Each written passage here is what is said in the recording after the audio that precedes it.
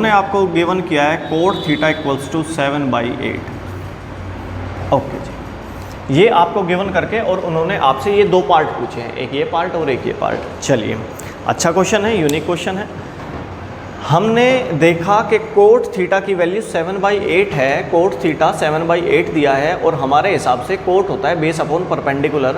मैंने इस एंगल को अपने कंफर्टेबल एंगल को मानते हुए मैंने यहाँ पे थीटा लिख लिया है, तो मेरे हिसाब से बेस होना चाहिए 7x। एक कॉमन फैक्टर लगा देंगे रेशियो में, हम यही बात पढ़ते आ रहे हैं। हम बेस पर एक रेशियो लगा के 7x पढ़ेंगे और परपेंडिकुलर को 8x पढ़ेंगे। हाइपोटेनस हमारे हिसाब से हो जाएगा बाय पाइथागोरस थ्योरम कहती है बेस का स्क्वायर प्लस परपेंडिकुलर का स्क्वायर, दोनों को जोड़ो, अंडर रूट लगा दो। बेस 7x का स्क्वायर, परपेंडिकुलर 8x का square, 49x square plus 64x square आ जाएगा। इन दोनों को जोड़ेंगे, अंडर रूट लगाएंगे तो 113x स्क्वायर आएगा। अब 113 किसी का स्क्वायर नहीं होता तो ये अंडर रूट के अंदर ही रह जाएगा, पर x स्क्वायर का x बाहर निकल जाएगा। आ गया जी आपका हाइपोटेनस। आते हैं जी अपने क्वेश्चन पर। क्वेश्चन है 1 + sin थीटा, ये क्वेश्चन है आपका। 1 + sin थीटा इंटू में 1 - cos थीटा अपॉन में 1 + cos थीटा इंटू में 1 - cos थीटा। अब आप एक बात पे गौर कीजिए, क्या ये आपको इस रूप में दिखाई दे रहा है? a + b इंटू में a - b, a + b into में a - b। इस बात पे गौर करते हैं, a + b इंटू में a - b। इसका मतलब ये फॉर्मूला होता है a² - b² का।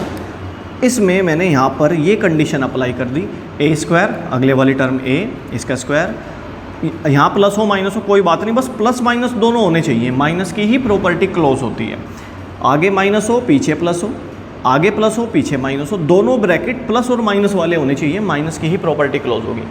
माइनस b ढूंढा मैंने, b दूसरे वाला नंबर b होता है, साइन थीटा का स्क्वायर लिख दिया।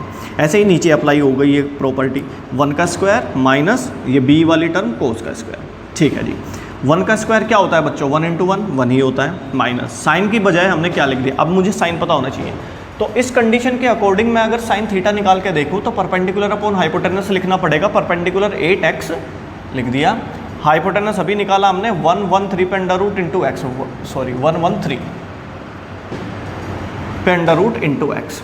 अब x x कैंसिल होने के बाद आपके पास साइन थीटा की वैल्यू बचेगी 8/113 पे अंडर रूट। तो हमने यहाँ पर साइन थीटा की जगह 8/113 पे अंडर रूट, बट साइन का स्क्वायर होना है तो इसका भी स्क्वायर लिख दिया।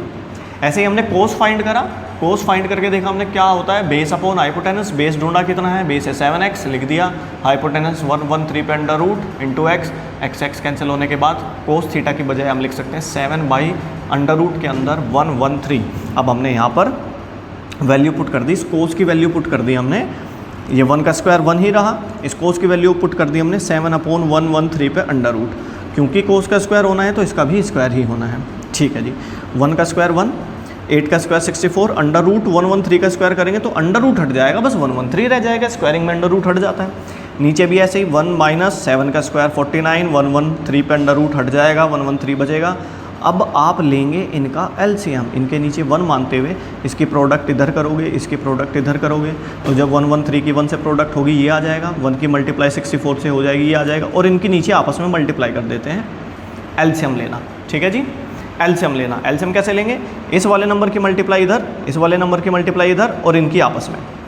तो 113 की 1 से करी 113, 1 के 64 से करी 64, बीच में माइनस है माइनस लगा दें, इन दोनों की आपस में करेंगे 113 रह जाएगा। ऐसे नीचे एलसीएम लेंगे, 113 की मल्टीप्लाई 1 से होगी, 1 की मल्टीप्लाई 49 से होगी, बीच में माइनस है माइनस लगा दिया हमने, नीचे इन दोनों की मल्टीप्लाई होगी, और एलसीएम से एलसीएम वैसे कैंसिल हो जाता है, हम अगले स्टेप में कर लेंगे। 113 में से 64 घटाया हमने तो 49 बचा, नीचे 113 बचा हुआ था, ये लिख दिया। फिर 113 में से 49 घटाया तो 64 बचेगा, नीचे 113 था। अब एलसीएम से एलसीएम कैंसिल होने के बाद आपके पास बचेगा 49/64। एक पार्ट का आंसर आपका आ गया। दूसरा पार्ट देखो कितना रोचक है, कितना इंटरेस्टिंग है। दूसरा पार्ट, सेकंड पार्ट में बोला गया है कि कोट, फिर बीच में स्क्वायर लगा, फिर थीटा लिखा है। ये समझने वाली बात है, आगे बड़ी क्लास में काम आएगा, 11th 12th में काम आती है बात। कोट यहाँ पे बीच में स्क्वायर लगा है, फिर थीटा लगा है। ये जो स्क्वायर बीच में लगा रहता है, इसको चाहो तो आप होल स्क्वायर लिख दो, यानी कि अगर आप होल स्क्वायर लिखोगे तो ये स्क्वायर यहाँ बीच में ही आएगा। कभी भी होल स्क्वायर का मतलब ये नहीं होता कि ये कोट का भी स्क्वायर और थीटा का भी स्क्वायर। बच्चों आप कभी भी ये मत समझना कि अगर आपके पास साइन एक्स का होल स्क्वायर लिखा है तो इसका मतलब साइन स्क्वायर एक्स स्क्वायर नहीं होता। फिर तो आपको ये स्क्वायर सब पे लगाना चाहिए, एस पे भी, आई पे भी, एन पे भी, एक्स पे भी, ठीक है, ऐसे नहीं करना है। तो अगर आप ऐसे होल स्क्वायर लगा रहे हो तो इस बात का मतलब ये होता है कि आप इस स्क्वायर को बीच में भी लिख सकते हो, और अगर स्क्वायर बीच में लिखा है तो उसको आप ऐसे होल स्क्वायर भी पढ़ सकते हो। तो इन्होंने हमसे एक तरीके से पूछा है कोट स्क्वायर थीटा का मतलब कोट थीटा का होल स्क्वायर पूछा है। अब मैं कोट थीटा की वैल्यू तो जानता हूँ 7/8, उन्होंने ही गिवन की है, क्वेश्चन में गिवन की है, उसका स्क्वायर करना है 49/64। कितना आसान है ना। एक पर नई बात सीखने को मिली, ये बड़ा यूनिक सा कॉन्सेप्ट है, इसको बहुत अच्छे से ध्यान रखना।